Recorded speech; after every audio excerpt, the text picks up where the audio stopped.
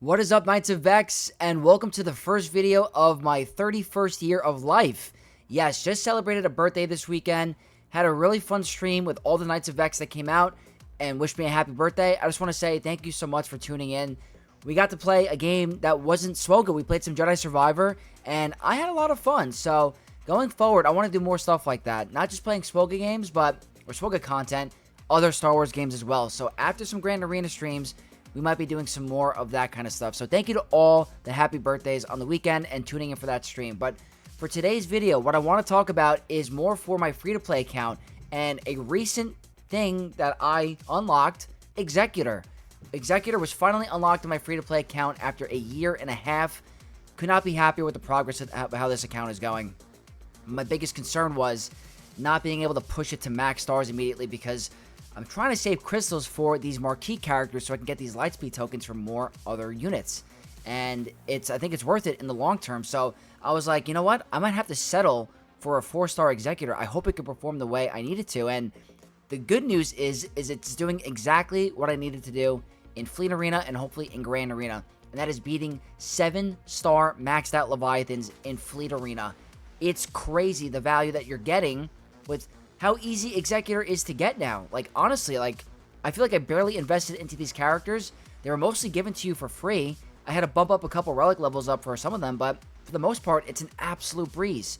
So, just to show you guys exactly what I'm talking about, Executor, right here, on my free-to-play account, 5 million GP, year and a half of playing, only at 4-star. I got the 10 shards because it's every 15th of the month, so this is 2 days after. Going to post it tomorrow, Monday. And the abilities are at level 5. And as you can see, there's some significant disadvantages to not having the ship at 5-star, like this -3 cooldown on the ultimate. Like, that's very nice to have, but with the right, modding, in terms of the 6-stop mods, not the specific modding of your characters, but having the right units to where they need to be, I'm in really good shape. Like, none of these abilities are max. This heal barely does a thing. The Bear Swarm is not doing as much damage as it would be at 5-star, so we're doing bare minimum kind of stuff, and we're able to punch up and do a lot. So my Piet only at relic 8, so I am really happy that I am able to do this, and I want to go over everything today exactly on how I'm able to get it done. So first of all, how I got Executor so easily on this account all has to do with the journey quest. I cannot stress enough how impactful this was for my account. I got practically all of these requirements done for free. I just had to bump up the relic levels and collect the signal data. It really wasn't hard at all. So the requirements, Darth Vader was the first relic character on this account, so that was nothing. But if you go over to Bounty Hunters, I mean, you get Dengar for free, you get Boba Fett for free. Cad Bane, I ended up using a lightspeed token on because I didn't feel like gearing him up with the Gear 12 Plus and put the signal data, which not going to be everyone's choice, but since they're so cheap, I was like, you know what? I want to make sure my Cad Bane is up and running for Executor, so I ended up using one of the Lightspeed tokens from the Error Store and getting Cad Bane to Relic 5, and I think it's worth it for the Executor fleet. But Bosk is at 5, he's given to you at Relics, Boba is a requirement at 8, and Dengar, so it's very easy. And IG-88, also a requirement, given to you for free. Beskar Armor Mandalorian, given to you for free, and I was able to long farm his ship, and I'm really happy with the progress so far. So I ended up getting Bam for free, brought him up to Relic 7 because he's needed for a requirement for who I also have, Bo-Katan Mandalore, so it all worked out perfect for me. I got the BKM farm, and I got the Executor farm, so that's practically the most important thing. Now, what I want to talk about is just, well, first of all, before I get into that, if you guys are looking to get Executor rushed immediately, you have to farm the 3 ships as fast as you can because it takes so long. The Razor Crest I actually got done a lot faster than Houndstooth, IG-2000, and Xanadu Blood. You have to do double to triple refreshes every day, and you should get it done in like 4 to 5 months. I think that's how long it took me. It does take some time. It's ships, and they're a single drop, not the double drop, so you're going to have to move like really fast to get this done. But what I want to talk about now is the counter and how I'm able to get this done. So as you can see here, I have been working on my Punishing One. It is not yet at 7 stars. I have been slowly doing it for a long time.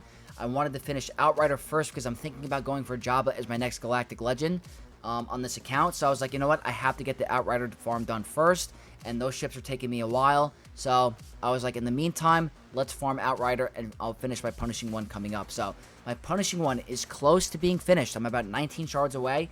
He's at Relic 5.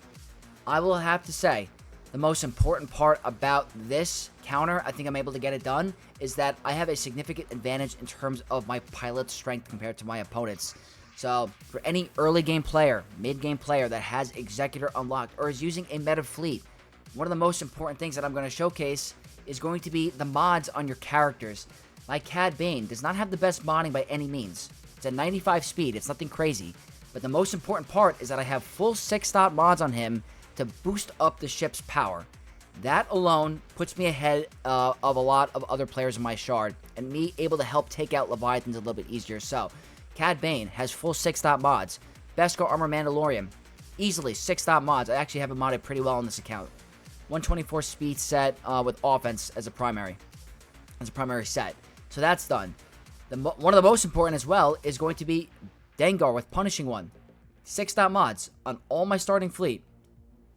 That is by far the most important part of getting this done. So I wanted to showcase and emphasize how important it is that once you have the ship unlocked and the characters are ready, do not stop at their modding. Get their mods to 6-dot.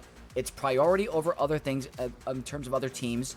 You want to make sure you have a meta fleet for Grand Arena and Fleet Arena. Crystals, Zetas, it's the most important mode in the game for your progression besides Coliseum. 400 crystals a day is by far just one of the best things you can do for your account. So you have to put an emphasis on fleet. I am slowly working on getting 6-dot mods on my other pilots. So my Slave 1 is Boba. I don't have the right mods on him at the moment. I wanted to finish the starting 3. Those are the most important by far. I don't even use Houndstooth at the counter. So yes, Bosk is a good character and you want him up and running. I don't have 6-dot mods on him. I end up using a different reinforcement for this fleet, which is going to be, and it's at a very low star count. Where are you? Do I have it favorited? Where is it? I'm having a hard time. There it is. Mark 6 Interceptor. 2-star. Level 1, Gear 1 Sith Empire Trooper. The most important part is going to be this ability, the Devouring Sacrifice, which is giving your allies tenacity up. That's going to help prevent them spreading debuffs on you and help them not reach their ultimate faster. So there's a couple situations that I want to show you. Hopefully I get it in the live recording of what I'm talking about. There's going to be opportunities where you don't hit contract and you don't hit it. And you got to stall out the battle a little bit. You have to come out with Mark 6 Interceptor before Boba first. So the whole thing is if you get to contract before your first reinforcement, Slave 1 comes out. If you don't hit contract, Mark 6 comes out to help stall out the battle and give you tenacity up. The hardest part about the 4-star as well is that you got to fight for the clock because you don't have the -3 cooldown from this ability, from something special planned. Because without this, the cooldown is 23. With it, at level 5-star, it's 20. So this whole point is to showcase that you can still have great value with a 4-star Executor on your account. So, and I already have answers for mirror matches with Executor. I have a Galactic Republic fleet up and running.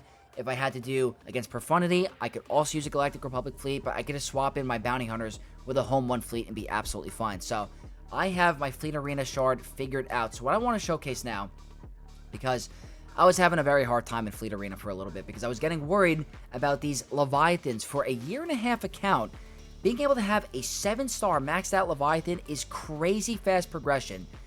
I know they had Lightspeed bundles for Leviathan and Malgus, so that helps the process, but you're not supposed to get Leviathan that fast. There's not that many. There's 1, 2, and there's a player that I believe retired that is a third one that put in Executor, but I'm pretty sure he had Leviathan. Yes, that's the third Leviathan of the shard, so I had to prepare a little bit earlier than I thought of for Executor, which is not a bad thing. I think by 4 million galactic power, you want your first galactic legend. By 5 million galactic power, you want your first GL meta fleet. So either Profundity, Executor, or Leviathan probably later on. So either Profundity or Executor.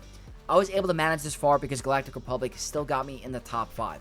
But the 7-star Leviathan matchup is very hard after the recent buffs and nerfs to Galactic Republic. So what I want to showcase now is a battle for first. So this is going to be, I believe, a Relic 9 Darth Revan. And their abilities aren't maxed out, but it's not going to matter because the battle doesn't get that far if it goes my way. So what I want to showcase is a couple of battles. I'm probably going to fast forward with the recordings. I don't want to spend 50 on the refresh because this account needs the crystals, but This is the lineup. It's starting 3 with Razor Crest, Punishing 1, and Xanadu Blood, Slave 1, and the Mark 6 at 2-star. Does not matter. It's literally there just for the tenacity up. So there's going to be some degree of RNG in this battle, whether your Xanadu Blood double taps or not. That's practically the RNG with the counter. So I don't want to come out and say this is going to be 100% consistent every single time you go in there.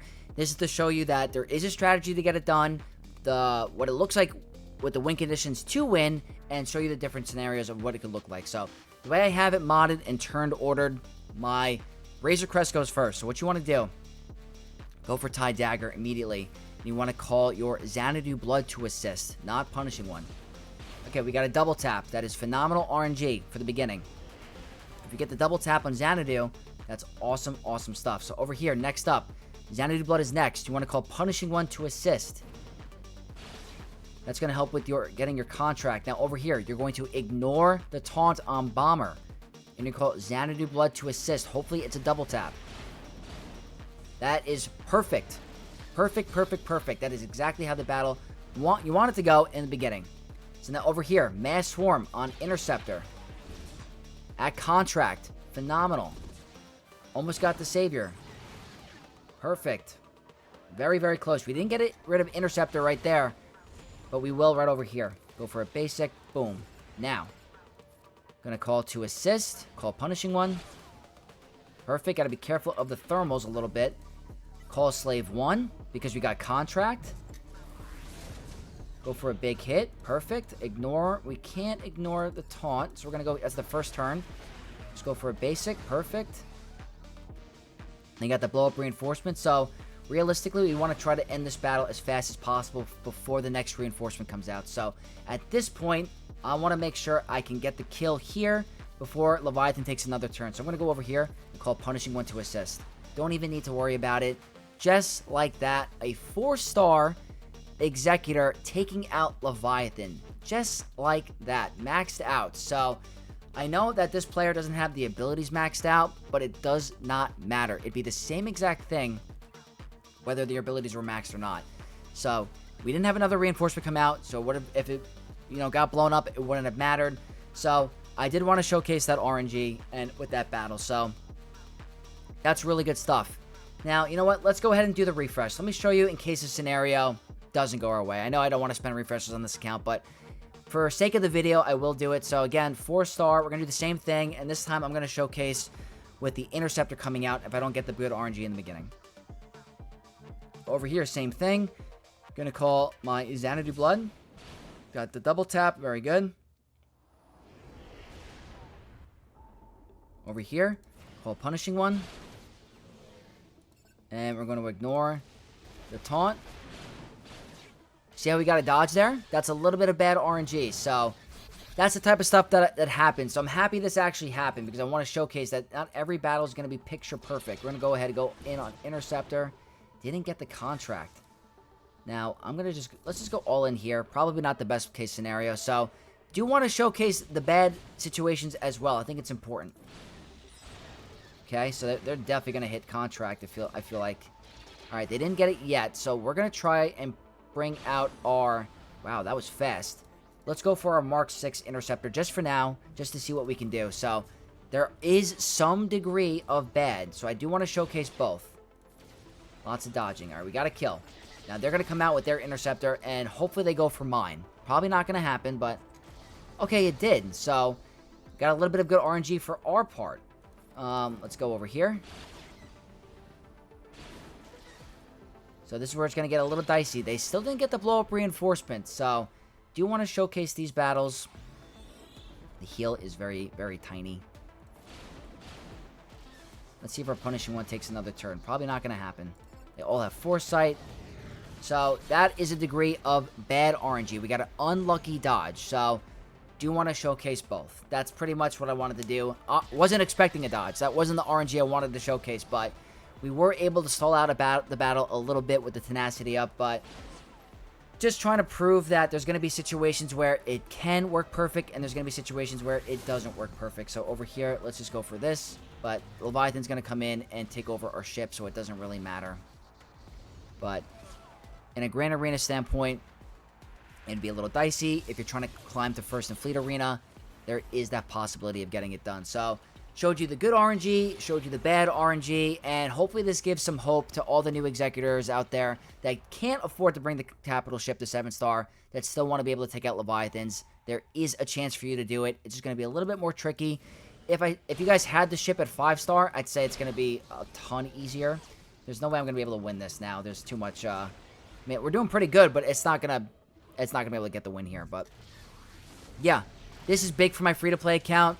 Wanted to showcase both the good and bad, so that's going to wrap up this video. I know it's more catered for early to mid-game players, but I want to show some love for all of the community, not just the tippy top of the endgame and Kyber 1. So hopefully this video helps you guys or changes your opinion on what to go for Executor and saving your crystals for Coliseum, because I'm telling you, it's going to be very important to save for Zeb, getting Zeb to 4-star, getting all these characters to 4-star so that you can get Road to the Hut unlocked, as well as getting those Lightspeed tokens for the 4-star unlock for him. So, again, hopefully this helps you guys. If you did, leave a like, comment down below. And if you're not already and you want to support Vex, don't forget to subscribe to see more videos like this and to support this channel. So, may the force be with you all, and I'll catch you guys in the next one. Peace.